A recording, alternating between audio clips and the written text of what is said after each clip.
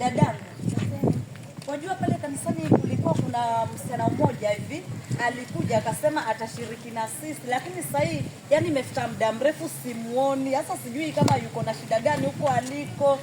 Je, bado unamfahamu wewe? Simfahamu.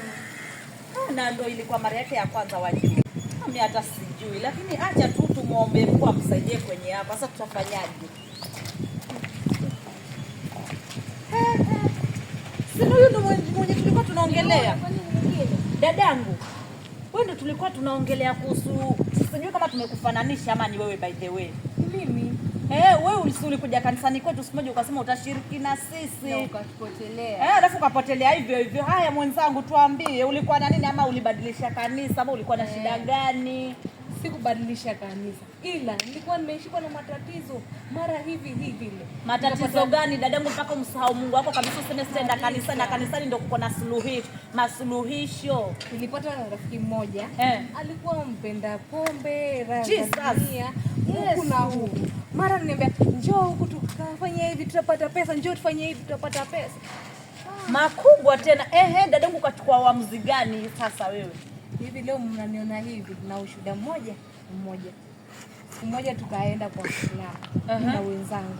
Sasa tumevaa mavazi mabaya ya huku duniani. Tukaingia. Kumbe mimi na mwenzangu alikuwa na bunduki mmoja tu. Na wewe haukujua? Sikujua. Sasa juu ni yule rafiki mmoja wa ile kunjoo hivi yani basi alishoot rafiki yake. Mimi nashukuru Mungu juu ya uhai. Hiyo ndio ushuhuda wangu wa pekee. Ikafikia mahali akaua. Akamua kabisa rafiki yangu Ayubu. Ashauliwa tayari. Hamkushikwa labda. Polisi wakaja kaenda mpaka mahakamani. Rudi ushuhuda mrefu na waambia. Nikapelekwa mpaka mahakamani. Mwenzangu akaelezea kisha mimi nikaitwa. Wewe dada elezea. Nikasema hata yani nilita jina la Mungu. Basi ndio Yesu kanisa. Walicheka wote.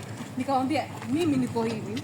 Nilikuwa na wenzangu kwa baa. Huyu mwenzangu akachukua bunduki mshuti mwenzake. Yaani ikaisha tu hivyo, wakacheka wakasema kesi imeisha. Nikaachiliwa. Imagine.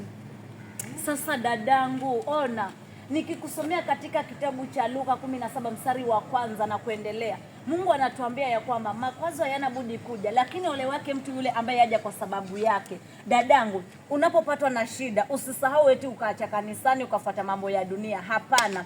Unapopatwa na shida tunaambiwa makwazo hayana budi kuja kwetu. Kwa hiyo yakija tunayapokea, lakini baada ya kuyapokea tunakumbuka kunaye Mungu ambaye alitupenda na akatufia msalabani, akachukua dhambi zetu, mizigo yetu. Kwa hiyo hata kama uko na shida hiyo uendelee kumwomba Mungu. Siku moja hiyo shida yani Mungu anakuondolea. Dadangu, niko na ushuhuda.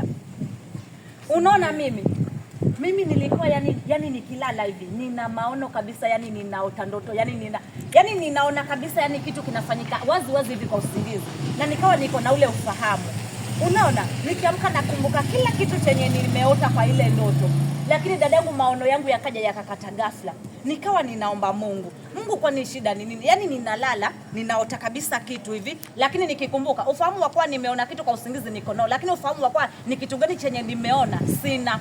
Unaona? Lakini nikakumbuka Luka 18 anatuambia ya kwamba imewapasa kumwomba Mungu siku zote pasipo kukata tamaa. Nikawa basi ninaomba Mungu bila kukata tamaa. Ikafikia siku moja nilivyolala jioni, nikaja kuambiwa kabisa, mwanangu mwenye alikuwa amekusumbua leo ameisha, yani leo amekufa. Kwa hiyo maono yangu mwanangu chukua. Hapo ndo nikaanza kuona maono tena ndugu yangu. Mungu ni mkuu, amenitendea. Haya, ningekuwa mimi nami niliacha, yani ningekuwa mimi nami sikuendelea kuomba, nikasema Mungu hata sioni akitenda ningeacha. Nisingeregeshwa maono yangu tena. Lakini kasemali Mungu akaniregeshia maono yangu dadangu. Kwa hiyo unapopatikana na shida mwenzangu, usimsahau Mungu. Mungu ndiye muumba wako. Alikupenda akakumba kwa mikono yake na kwa mfano wako. Yani wewe ni mtu wa muhimu hata upitie shida gani. Yani jua wewe ni mtu wa muhimu. Umesikia dadangu? Hapa si tuambie, ona, hivi umetoka wapi mwenzangu? Maana leo ni Sunday na hatuja kuona tena. Mimi nilikuwa nimetoka mahali, tulikuwa tumeitwa interview by the way. Nilipatana na rafiki yangu mmoja. Akaniambia kuna mahali watu wanahitajika wa kazi. Nilikuwa nimeishi maisha ya shida sababu ya ile hali, mwaielewa. Sasa hapo nimetoka interview huko, nikaona nipitilie na hapa kanisa. Niangalie kama kuna watu kanisani, at least nipeane huo shuhuda wangu. Alafu kuanza next Sunday sasa niwe wakuja kanisa. Maisha yangu yashabadilika tayari. Sitaki kurudi nyuma. Dadangu, tena usirudi nyuma. Yaani usilale ukaota ukarudi nyuma dadangu. Yaani we kama umeamua kumshika Mungu, mshike Mungu vizuri dadangu, mshike Mungu vizuri. Umesikia dadangu? Basi huko ndipo ndo waenda nyumbani ama waenda wapi? Maana sisi tuenda nyumbani hivi. Hapa kanisa niongee na mtu yote wa Mungu tu aniombee, ni interview yangu ipite, alafu baada ya hapo nirudi zangu nyumbani. Amini Mungu anaweza dadangu. Hiyo kazi utapata, utapasi kabisa. Yaani Mungu anaweza. Haleluya. Dadangu, tukikuona tena kanisani tutashukuru sana. Mungu ni mwema sana. Okay. Okay. Haya. Hata